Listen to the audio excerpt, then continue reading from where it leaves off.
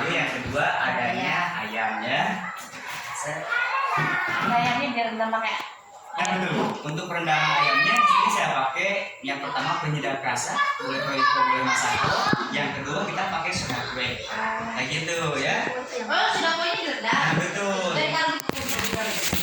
Biasanya mohon maaf kita pakai ayam Kentucky ya, yang Kentucky itu bumbu sajiku, merica bubuk garam, suka dikasih masuk ke tepungnya biasanya bu. Ya biasanya kan kalau di rumah ya diaduk-aduk, terkadang ke ayamnya juga rasa. Ya. Tapi nanti kalau di rumah bikin ayam Kentucky bumbunya jangan lagi dikasih masuk ke tepungnya, tapi dikasih masuk rendaman. Ya, kita mulai aja ya. Bismillahirrahmanirrahim. Assalamualaikum warahmatullahi wabarakatuh. Waalaikumsalam. Ya, pertama-tama saya mengucapkan terima kasih banyak ya buat kepala sekolah, ibu kepala sekolah ya, buat ibu di sini, buat bapak di sini yang sudah memberikan tempat, waktu beserta izinnya juga ya. Tidak lupa juga tentunya saya doakan bu, semoga kita diberikan kesehatan pak ya. Lancarkan juga segala urusan kita. Baik, sebelumnya ini perkenalkan dulu bu, nama saya Adrian Saputra. Saya di Cianjur, Jawa Barat pak. Siap. Iya, dari Cianjur. Ibu kenal sama Lesti penyanyi dangdut bu?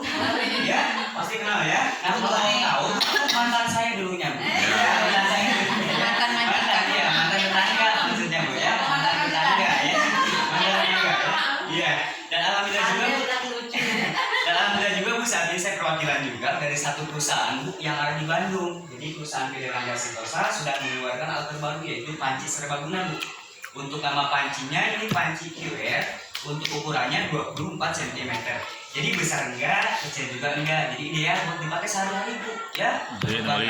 Nah, lalu bu untuk panci ini sudah mempunyai yang namanya 7 fungsi. Yang pertama bisa menggoreng manis asin, yang kedua bisa presto, yang ketiga bisa oven, yang keempat bisa digunakan buat tempat nanak nasi.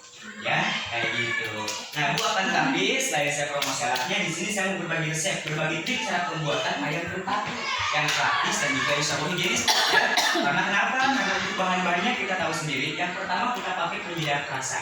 Boleh roiko di rumah ya, boleh masako silahkan di rumah ya. Nah, lalu jangan lupa juga kita pakai bahan tambahan yaitu soda kue. Ya, ternyata bu rahasia gorengan itu supaya jadi crispy atau kriuk itu terletak dari soda kue. Kayak gitu ya, soda kuenya bebas enaknya kayak gitu ya. Nah, akan tapi mohon maaf biasanya kalau di rumah kita bikin ayam Kentucky bu, itu kan bumbunya suka dikasih masuk di tepungnya, dicampur di tepungnya, diaduk-aduk di tepungnya ya. Kadang seperti itu. Akan tetapi kalau di sini ataupun misalkan nanti ke depannya mau bikin ayam Kentucky bu, bumbunya itu jangan lagi dikasih masuk di tepungnya ya. Mau apapun itu, akan tapi nanti bumbunya itu dikasih masuk di rendaman ayam. Sekedar contoh nih ya, untuk bumbu di sini yang saya pakai, misalkan di rumah punya daging ayam setengah kilo untuk takarannya ya, setengah kilo daging ayam, cuci bersih, potong-potong bebas. Mau sama kulitnya sama tulangnya kayak gini silahkan, itu lebih bagus karena kenapa? Supaya tepungnya pada menempel. Nah, untuk takaran setengah kilo daging ayam kita kasih masuk 3 gelas air. Ya, setengah kilo daging ayam kasih masuk 3 gelas air. Tapi gelasnya mohon maaf, yang agak besar yang ada pegangannya itu. Misalnya gelas dinding ya, iya 3 gelas air, boleh air es, boleh air biasa silakan. Tapi kalau di sini ya saya pakai hanya air biasa, nggak pakai air es, ya. Tapi kalau di rumah mau pakai air es lebih bagus, gitu, ya.